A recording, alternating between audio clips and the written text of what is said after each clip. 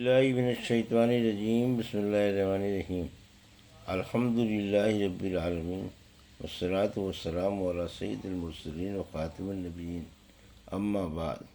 صحیح بخاری کتاب بدء الخلق حدیث نمبر 3242 اردو ترجمہ۔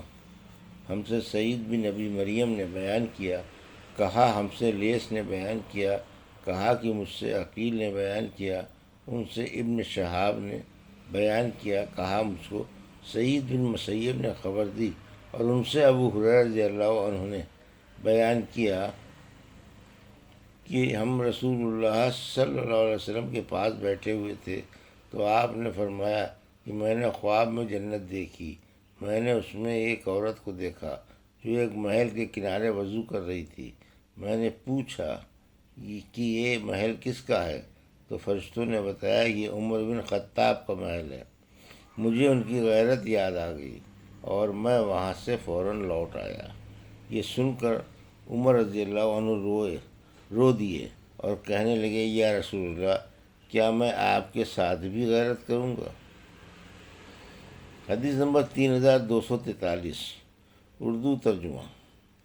ہم سے حجاج بن منہال نے بیان کیا، کہا ہم سے حمام نے بیان کیا، انہوں نے کہا میں نے ابو عمران جونی سے سنا، ان سے ابو بکر بن عبداللہ بن قیس اشعری نے بیان کیا، اور ان سے ان کے والد نے کہ نبی کریم صلی اللہ علیہ وسلم نے فرمایا جنتیوں کا خیمہ کیا ہے؟ ایک موتی ہے کھولدار جس کی بلندی اور اوپر کو 30 میل تک ہے، اس کے ہر کنارے پر مومن کی ایک بیوی ہوگی جسے دوسرے نہ دیکھ سکیں گے۔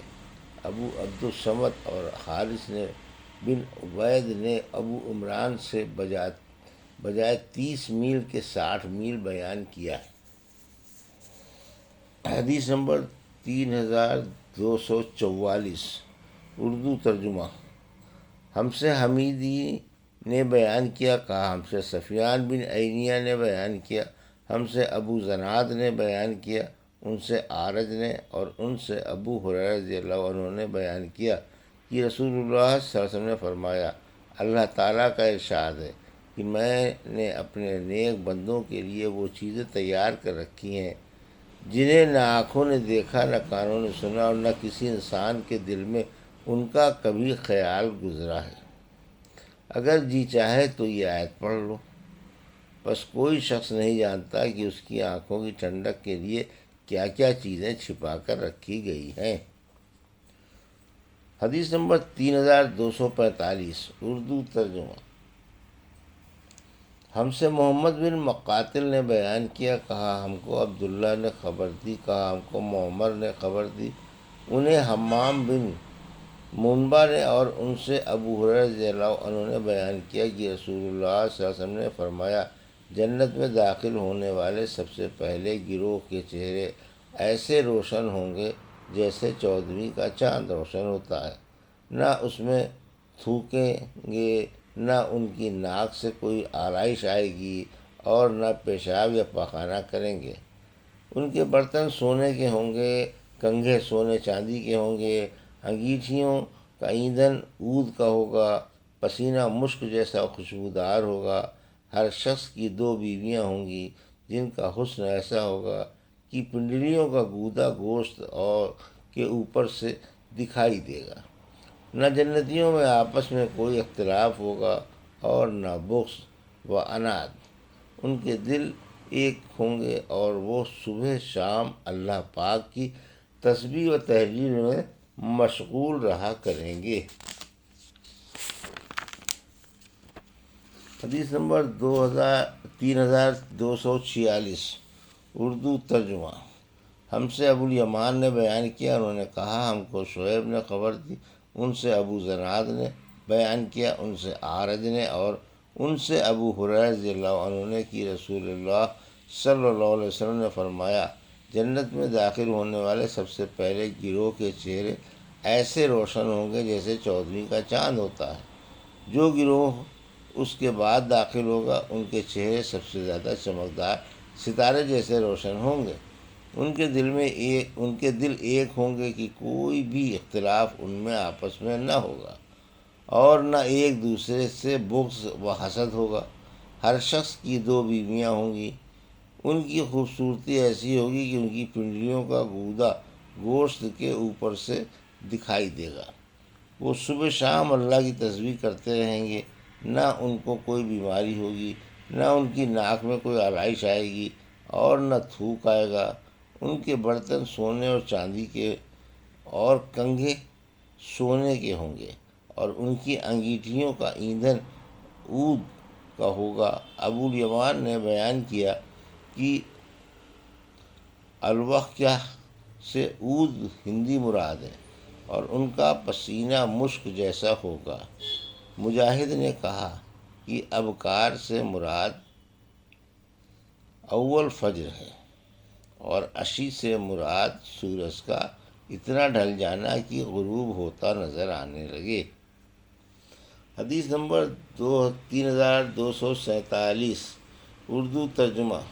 ہم سے محمد بن بکر مقدمی نے بیان کیا، انہوں نے کہا ہم سے فضیل بن سلیمان نے بیان کیا، ان سے ابو حازم نے بیان کیا، اور ان سے سہل بن سعد رضی اللہ عنہ نے بیان کیا کہ نبی کریم صلی اللہ علیہ وسلم نے فرمایا، میری امت میں سے 70,000، آپ نے یہ فرمایا کہ 7 لاکھ کی ایک جماعت جنت میں ایک ہی وقت میں داخل ہوگی، اور ان سب کے چہرے ایسے چمکیں گے جیسے 14ویں کا چاند چمکتا ہے۔ حدیث نمبر 3248، اردو ترجمہ۔ ہم سے عبداللہ بن محمد جانی نے بیان کیا، کہا ہم سے یونس بن محمد نے بیان کیا، ان سے شیبان نے بیان کیا، ان سے قتادہ نے، اور ان سے انس بن مالک رضی اللہ عنہ نے بیان کیا کہ انہوں نے کہا کہ نبی کریم صلی اللہ علیہ وسلم کی خدمت میں سندس، ایک خاص قسم کا ریشم کا ایک جبہ پیش کیا گیا۔ آپ مردوں کے لیے ریشم کے استعمال سے پہلے ہی منع فرما چکے تھے۔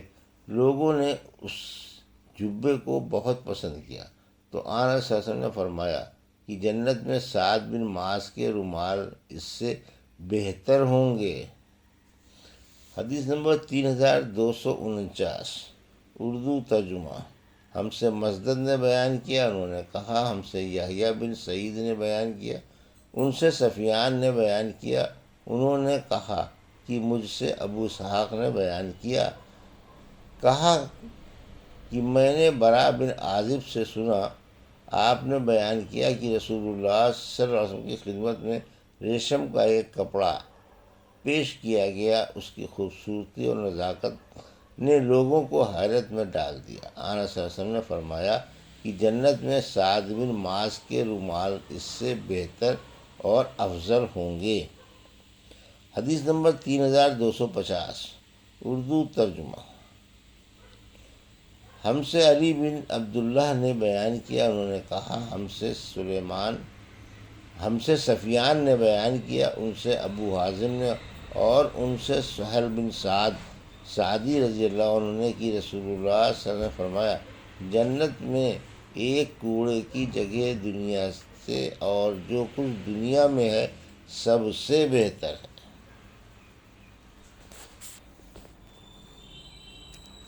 یہ تھی صحیح بخاری باب کتاب بدء الخلق کی حدیث نمبر 3242 سے 3250 کا اردو ترجمہ جو ابھی آپ نے سماعت فرمایا۔